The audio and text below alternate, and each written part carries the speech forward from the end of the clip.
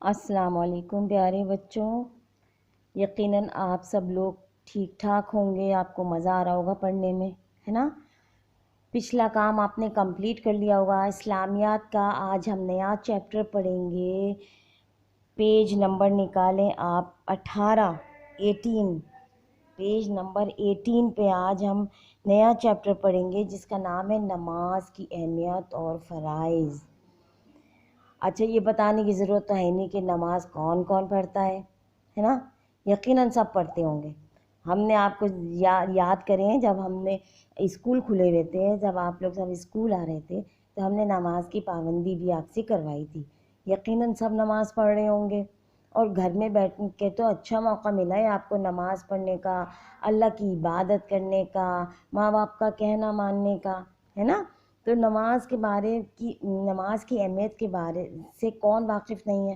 اس کے بارے میں اس چیپٹر میں آپ کو پورا بتایا گیا ہے کہ اس کا مفہوم کیا ہے، اس کی اہمیت کتنی ہے، اس کی فرائض کیا کیا ہیں، اور ہم اس کو کس طرح ادا کر سکتے ہیں۔ ٹھیک ہے، کہ کس طرح اللہ اکبر کہتے ہیں، کس طرح قیام میں کھڑے ہوتے ہیں، کس طرح رکوع میں جاتے ہیں، پھر تشہد میں بیٹھتے ہیں، پھر سجدہ کرتے ہیں، کس طرح آپ کو یہ وہ پورا طریقہ کار آپ کو بتایا گیا ہے۔ دیکھیں، آپ کو پکچر میں بھی نظر آ رہا ہوگا، آپ کی بک میں کتنی اچھی پکچرز بنی ہوئی ہیں، یہ آپ کو نظر آ رہا ہوگا کہ کس طرح اللہ اکبر کہہ رہا ہے وہ بچہ، کس طرح قیام میں کھڑا ہے، رکوع کر رہا ہے، پھر سجدہ کر رہا ہے، پھر اتحیات کے لیے تشہد میں بیٹھا ہوا ہے۔ ٹھیک ہے، تو آج ہم نیا چیپٹر پڑھیں گے، نماز کی اہمیت اور فرائض۔ پیج نمبر 18 نکال لیں سب، اور میں پڑھ رہی ہوں اور آپ دیکھیے اب بک میں۔ نماز کا مفہوم، پہلی ہیڈنگ ہے اس کی۔ نماز کو عربی زبان میں صلاۃ کہتے ہیں۔ صلاۃ کے معنی دعا اور رحمت کے ہیں۔ اسلامی اصطلاح میں، یعنی اسلام کے مطابق، نماز یا صلاۃ سے مراد وہ عبادت ہے، یعنی نماز سے مراد وہ عبادت ہے جو ایک مسلمان دن اور رات میں 5 مرتبہ اللہ کی خوشنودی یعنی رضا کی خاطر قائم کرتا ہے۔ اس عبادت میں مسلمان قرآن مجید کی تلاوت، قیام، رکوع، سجود اور مختلف تسبیحات کرتا ہے۔ ٹھیک ہے، آئی بات سمجھ میں؟ یعنی نماز کا ایک ایک ارکان عبادت سے اس کی اللہ تعالیٰ کی خوشنودی حاصل کرنے کے لیے اس سے بھرا ہوا ہے، کہ اللہ تعالیٰ کے لیے ہم ایک ایک ارکان جو نماز کا ادا کرتے ہیں وہ صرف اللہ تعالیٰ کے لیے ہے۔ ٹھیک ہے، اس کے بعد دوسری ہیڈنگ کیا ہے؟ نماز کی فضیلت اور اہمیت۔ نماز اسلام کا دوسرا اہم رکن ہے۔ نماز ایک ایسی عبادت ہے جو ہر عاقل یعنی عقل رکھنے والے بالغ جو کہ سمجھدار ہو جائے مسلمان پر فرض ہے۔ قرآن مجید میں تقریباً 700 مقامات پر بالواسطہ یا بلا واسطہ، یعنی کہ ڈائریکٹ اللہ تعالیٰ نے فرما دیا ہے یا کسی کے ذریعے، یعنی نبیوں اور رسولوں کے ذریعے یہ بتایا گیا ہے کہ نماز قائم کرو، نماز قائم کرنے کا حکم دیا گیا ہے۔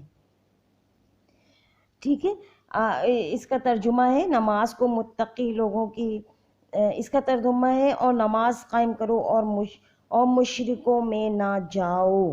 ٹھیک ہے، یعنی نماز قائم کرو اور شرک نہ کرو، اس کا مطلب ہی۔ اور اس کے بعد دوسری آیت کا ترجمہ ہے اور متقی نماز قائم کرتے ہیں، یعنی جو اللہ کے پرہیزگار بندے ہیں وہ نماز قائم کرتے ہیں۔ آگے دیکھیے، پڑھ رہی ہوں، نماز کے بغیر دین مکمل نہیں ہوتا۔ یہ بات سمجھ میں آ گئی سب کو کہ ہم مسلمان کہلائیں گے نہیں کہ جب تک ہم نماز پابندی سے ادا نہیں کریں گے، اور نماز اسی وقت پابندی سے نماز ہم اسی وقت ادا کر سکتے ہیں جب اللہ تعالیٰ پر ہم کو یقین ہو کہ وہ واحد ہے، اسی کی عبادت کرنا ہم پر لازم ہے، یعنی اللہ ایک ہے اور اس کے سوا کوئی عبادت کے لائق نہیں۔ اگر یہ یقین ہے آپ کو، تو اس یقین کے بعد دوسرا جو اہم رکن وہ کہلاتا ہے نماز۔ آگئی بات سمجھ میں؟ ٹھیک ہے نا؟ ہم تو یہ آپ مونٹ میں ہوں گے نا، جب آپ پہلی میں ہوں گے، مونٹ میں ہوں گے، تو جب سے آپ کو یہ بتایا جا رہا ہے نماز کے بارے میں۔ ٹھیک ہے، اب ظاہر ہے آپ 6 کلاس میں آ گئے، آپ سیکنڈری میں آ گئے، تھوڑی سی تو ڈیٹیل آپ کو پڑھنی پڑے گی تھوڑے سے ایک ایک دو دو لائن کے بجائے تین تین لائنوں کا جواب آپ کو یاد کرنا پڑے گا، ہے نا بھائی. تو آگے دیکھیے، نماز کے بغیر دین مکمل نہیں ہوتا. حضور اکرم صلی اللہ علیہ وآلہ وسلم نے فرمایا نماز دین کا ستون ہے، جس نے اسے قائم کیا اس نے گویا پورے دین کو قائم کر دیا، جس نے اسے چھوڑ دیا اس نے گویا پورے دین کو چھوڑ دیا. یعنی اگر آپ نماز نہیں پڑھیں گے نا تو دائرۂ اسلام سے خارج ہو جائیں گے، یعنی اسلام کے مذہب میں نہیں آئیں گے پھر آپ، ٹھیک ہے نا. اس لیے نماز قائم کرنا بہت ضروری ہے. نبی صلی اللہ علیہ وسلم ایک اور فرمان کے مطابق ایمان اور کفر کے درمیان فرق کرنے والی کون سی چیز ہے؟ وہ ہے نماز. یعنی اگر آپ کافر اور مسلمانوں میں جو فرق ہے نا اہم، وہ کیا ہے؟ نماز. ہم نماز کے ذریعے پہچانے جاتے ہیں کہ ہم مسلمان ہیں. ہم مسجد میں جا کے نماز پڑھتے ہیں اس لیے ہم پہچانے جاتے ہیں کہ ہاں یہ شخص مسلمان ہے، ٹھیک ہے. اس کے بعد آگے دیکھیے، 5 وقت نماز ادا کرنے سے ایک مسلمان کو اللہ تعالیٰ کا قرب حاصل ہوتا ہے، یعنی کہ وہ اللہ کے قریب ہو جاتا ہے. اور اسی لیے نبی اکرم صلی اللہ علیہ وسلم نے نماز کو مومن کی معراج قرار دیا. یعنی نماز مومن کو بلندیوں پر لے جاتی ہے. معراج کہتے ہیں بلندی. آپ صلی اللہ علیہ وسلم نے ایک مرتبہ فرمایا نماز میری آنکھوں کی ٹھنڈک ہے. صحیح ہے. تو اس وضاحت سے معلوم ہوتا ہے اس کی اہمیت، نماز کی اہمیت اور واضح ہو جاتی ہے. نبی کریم صلی اللہ علیہ وسلم کی نظر میں نماز کی اہمیت کا اندازہ اس بات سے لگایا جا سکتا ہے کہ آپ صلی اللہ علیہ وسلم نے اپنی وفات سے کچھ لمحے پہلے امت کو تلقین کی کہ اپنی نمازوں کا خیال رکھیں. یعنی حضور صلی اللہ علیہ وسلم نے وفات سے پہلے بھی امت کو یہ حکم دیا کہ نماز کبھی نہ چھوڑنا، نماز ہمیشہ قائم رکھنا، مرتے دم تک اس کو ساتھ رکھنا اپنے، ٹھیک ہے. یعنی اتنی اہمیت ہے نماز کی. امید ہے آپ سب جو لوگ نماز نہیں پڑھتے، جو بچے وہ اب جو 2 ٹائم کی، جو 3 ٹائم کی پڑھتے ہیں نا، وہ یقیناً اب 5 وقت کی نماز باقاعدگی سے پڑھیں گے. سب سے مشکل ہوتی ہے نا فجر میں اور عشاء میں، بہت لمبی ہوتی ہے نا. لیکن اب امید ہے کہ آپ صلی اللہ علیہ وسلم آپ لوگ جو سب جو ہیں وہ باقاعدگی سے نماز ادا کریں گے، کیونکہ آپ گھر میں بیٹھ کے کیا کرتے ہیں؟ آپ اپنی پڑھائی کرتے ہیں، نماز پڑھتے ہیں اور اپنے والدین کے بتائے ہوئے باتوں پہ عمل کرتے ہیں.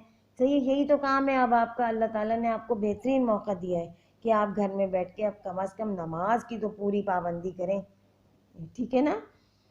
آگے دیکھیے، نیکسٹ پیج پر آئیے، پیج نمبر 19. فرائض نماز. فرائض نماز، اب نماز کے کون کون سے فرائض ہیں، ٹھیک ہے، وہ آپ کو دیا گیا ہے. سب کو یقیناً پتہ ہے، بار بار میں بتا چکی ہوں.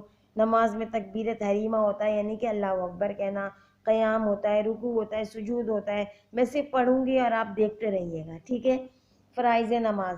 نماز کے فرائض کو ارکان نماز بھی کہتے ہیں. نماز کی ادائیگی کے لیے جسم، لباس اور جگہ کا پاک ہونا، نماز کا وقت ہونا، سطر چھپانا، یعنی عورتوں کے لیے ہے کہ پورا اپنا سینہ، کمر سب ڈھانک کے نماز پڑھیں گے، ٹھیک ہے. باوضو ہونا، قبلہ رخ ہونا ضروری ہے. یہ نماز کی پابندی بنیادی شرائط ہے. نماز کے فرائض درج ذیل ہیں. اب آپ کو نماز کے فرائض بتا دیے گئے ہیں. تکبیر تحریمہ سے مراد نمازی کا اپنے دونوں ہاتھوں کا اپنے کانوں تک اٹھا کر اللہ اکبر کہنا. ان الفاظ کے ادا کرنے کی حالت میں نماز میں دنیا کے تمام کام نمازی کے لیے حرام ہو جاتے ہیں. نمبر 2 ہے قیام و قرات، یعنی سورت پڑھنا. قیام سے مراد نمازی کا اتنا دیر سیدھا کھڑا ہونا ہے کہ جس میں قرآن مجید کی اتنی قرات ہو سکے جو فرض ہے. نماز میں سورہ فاتحہ کے بعد کم از کم 3 آیات یا کسی سورت کی تلاوت کرنا قرات کہلاتا ہے. نیکسٹ پہ آئیے رکوع. رکوع سے مراد نمازی کا قرات ختم کر کے اللہ اکبر کہنا اور آپ اپنے دونوں ہاتھ گھٹنوں پر رکھ کر جھکنا ہے. رکوع میں سر، گردن اور کمر ایک سیدھ میں متوازی ہوتے ہیں. اس حالت میں سبحان رب العظیم کی تسبیح پڑھی جاتی ہے. نیکسٹ پر آئیے سجدہ. سجدہ سے مراد نمازی کا اپنی پیشانی کو اس طرح زمین پر رکھنا ہے کہ اس کی ناک، دونوں ہاتھ، دونوں گھٹنے، دونوں پاؤں بھی زمین کے ساتھ لگے ہوئے ہوں. ان سب چیزوں کا مطلب یہ ہوتا ہے کہ اللہ تعالیٰ کے سامنے عاجزی سے جھک جائیں. نماز کی ہر رکعت میں 2 سجدے کیے جاتے ہیں، ان سجدوں میں سبحان ربی الاعلیٰ کی تسبیح پڑھی جاتی ہے۔ اس کے بعد ہوتا ہے قعدہ و تشہد یعنی بیٹھنا، اتحیات پڑھنا۔ قعدہ میں مراد نمازی کا دوسرا اور آخری رکعت میں دوسرے سجدے کے بعد بیٹھنا ہے۔ قعدہ میں اتحیات یعنی تشہد پڑھی جاتی ہے۔ آخری قعدہ میں تشہد کے بعد درود شریف اور کوئی مسنون دعا پڑھ کر پہلے دائیں اور پھر بائیں طرف سلام پھیرتے ہیں اور کہتے ہیں السلام علیکم ورحمۃ اللہ۔ صحیح ہے۔ اس کے بعد آ جائیے نماز کے فوائد۔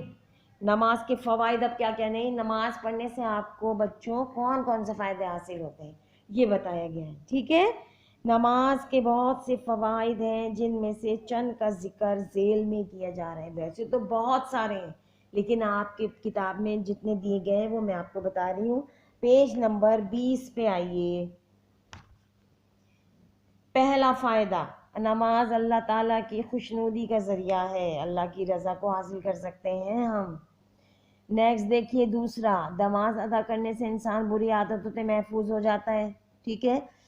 اللہ تعالیٰ کا ارشاد ہے کہ نماز بے حیائی اور برے کاموں سے روکتی ہے، یعنی کوئی غلط کام آپ کرنے جائیں گے تو آپ کو احساس ہوگا کہ نہیں اللہ تعالیٰ نے منع فرمایا ہے۔ نمبر 3 کیا ہے، نماز کے ذریعے مسلمان جسمانی روحانی غلاظتوں سے پاک ہو جاتا ہے، یعنی نماز پڑھنے سے پہلے آپ وضو کرتے ہیں تو اس سے آپ کی روح اور جسم پاک ہو جاتا ہے، ٹھیک ہے۔ نمبر 4، نماز مسلمانوں میں نظم و ضبط کا باعث بنتی ہے، یعنی ایک صف میں کھڑے ہو کے ہم نماز پڑھتے ہیں اور جس سے امیر غریب کا فرق مٹ جاتا ہے۔ اس کے علاوہ نماز کے ذریعے وقت کی پابندی کی بھی عادت پڑ جاتی ہے، ظاہر وقت نماز کے وقت مقرر کیے نا اللہ تعالیٰ نے، ٹھیک ہے نا۔ فجر کی نماز آپ دوپہر کو تھوڑی پڑھیں گے، فجر کی نماز آپ صبح ہی پڑھیں گے، اس سے آپ کو وقت کی پابندی کی بھی عادت پڑ جاتی ہے۔ نماز مسلمانوں میں باہمی ہمدردی، قوت، مساوات اور بھائی چارے کے اوصاف پیدا کرتی ہے، ٹھیک ہے۔ نماز کی ادائیگی سے رزق بھی بڑھتا ہے اور آخرت میں جنت کے دروازے بھی کھل جاتے ہیں، یعنی کہ نماز ہے جنت کا دروازہ کھلے گا نماز کی کنجی کے ذریعے، صحیح ہے۔ نماز کو ایک چابی قرار دے دیا گیا۔ باجماعت نماز ادا کرنے سے آپس میں اتفاق اور اتحاد پیدا ہوتا ہے، ٹھیک ہے۔ لاسٹ دیکھیے، نماز ادا کرنے سے سکون قلب میسر ہوتا ہے، یعنی کہ دل کا سکون میسر ہوتا ہے، دل میں سکون آ جاتا ہے۔ اگر آپ 5 وقت کی نماز پڑھتے رہیں گے نا بچوں تو آپ کو ایسا لگے گا، اگر 1 وقت کی نماز نہیں پڑھیں گے تو آپ کو لگے گا کوئی چیز ایسی ہے جو میں نے کی نہیں آج سارا دن میں، تو آپ کو بہت عجیب سا لگے گا۔ تو اس لیے آپ یہ سوچیں گے ہاں میں نے عشاء کی نماز نہیں پڑھی، تو آپ عشاء کی نماز پڑھے بغیر سوئیں گے نہیں، کیونکہ آپ کے دل کو سکون نہیں ملے گا، صحیح ہے۔ تو نماز پڑھنے سے دل کو سکون بھی حاصل ہوتا ہے۔ یقیناً یہ چیپٹر آپ کو سمجھ میں آ گیا ہوگا، اچھی طرح اس کو آپ پڑھیں گے، ریڈ کریں گے اور یقیناً نماز کی پابندی بھی کریں گے۔ اس کے بعد آپ کو یہ سوال جواب ہے، ہم نیکسٹ کلاس میں اس کے سوال جواب، اس کی خالی جگہیں، اس کے درست جواب پر نشان لگانا ہے، صحیح ہے، اور کون سی نماز کس وقت پڑھی جاتی ہے یہ سب آپ کو ایکسرسائز میں بتایا جائے گا، دے دیا جائے گا۔ نیکسٹ کلاس میں آپ اس کی ایکسرسائز پڑھیے گا، ٹھیک ہے۔